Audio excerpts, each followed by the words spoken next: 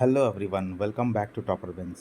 आज chapter 1 going to a hockey game का question answers and exercises को हम लोग कंप्लीट करेंगे। तो चलिए हम लोग स्टार्ट करते हैं देर ना करते हुए। और इसका एक्सप्लेनेशन अगर आपने मिस कर दिया है तो डिस्क्रिप्शन में लिंक मिलेगा, ऊपर आई बटन पे भी लिंक मिल रहा होगा, आप वहाँ से जाके एक्सप्लेनेशन आप चेक कर सकते हैं। तो चलिए हम लोग स्टार्ट करते हैं सबसे पहले MCQ को।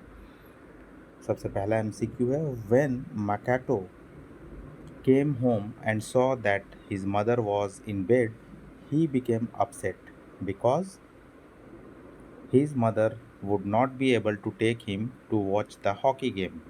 Number 2, Asako did not want to go to the hockey game because she had an important test. Third number हम लोग देखेंगे, Asako agreed to take her brother to the hockey game under the condition that they would not take a bus to the hockey game. Number 4, the people watching the game became excited when the White Wolf stopped the Canadian players from making points.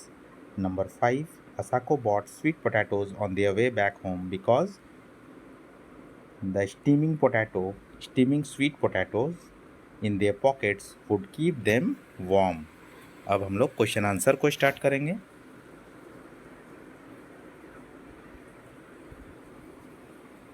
आप question answer हम लोग देखेंगे।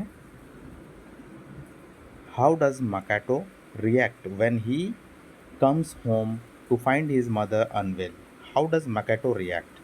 Makoto कैसे react करता है अपने mother को बीमार देख करके? How should he have reacted instant? तो मकैटो को किस तरह से रिएक्ट करना चाहिए था? When Makoto came home and saw that his mother was in bed, he became upset because his mother would not be able to take him to watch the hockey game. वो अपनी mother को bed पे देख करके, बीमार unwell देख करके वो अपसेट हो जाता है और वो वहाँ चिल्लाता भी है अपसेट होकर के।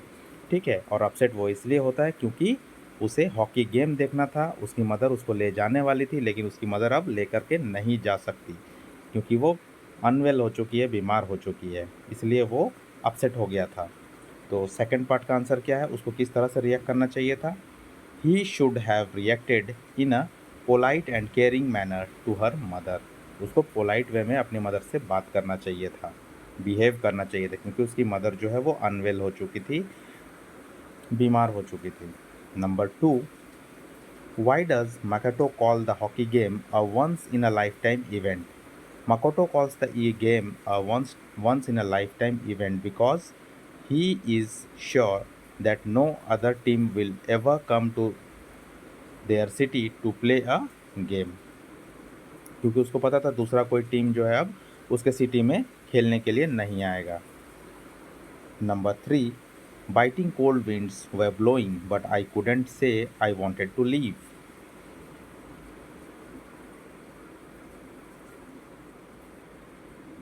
Why could Makoto not say he wanted to leave?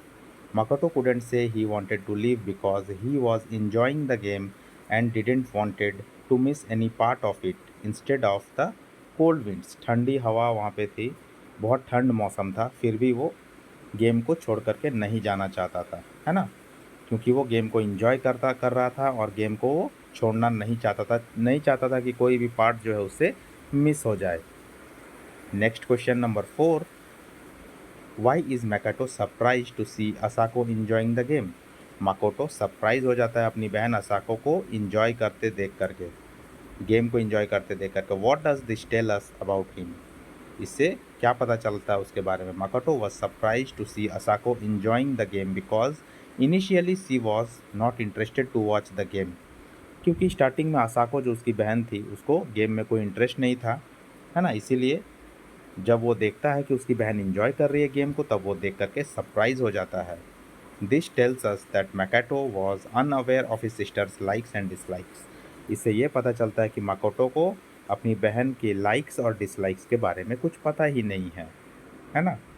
Question number 5, from the beginning of the story we are told that the white wolf is not a very good hockey team. Story के शुरुआत से ही हम लोगों को बताया जा रहा है कि वाइट वुल्फ जो है एक अच्छा टीम नहीं है। Yet a huge crowd goes to watch the game. फिर भी बहुत बड़ा क्राउड, बहुत बड़ा भीड़, बहुत दर्शक जो है वो मैच देखने जाते हैं। Even when the team loses everyone is happy and proud. उनका टीम वाइट वुल्फ हारता भी है तो भी सारे लोग अपने टीम के लिए प्राउड फील करते हैं। ऐसा क्यों? इसके ऊपर क्वेश्चन है, what does this tell you about the people? इससे ये लोगों के बारे में क्या दर्शाता है? This tells us that the people were supportive and proud of their team. इससे ये पता चलता है कि वो लोग जो है वो सपोर्टिव है और अपने टीम को लेके गौरवान्वित महसूस करते हैं।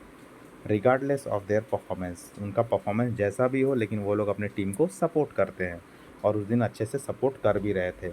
इसी पे क्वेश्चन नंबर बी है, why do you think they went to cheer for the team although they did not think that the white wolf would win?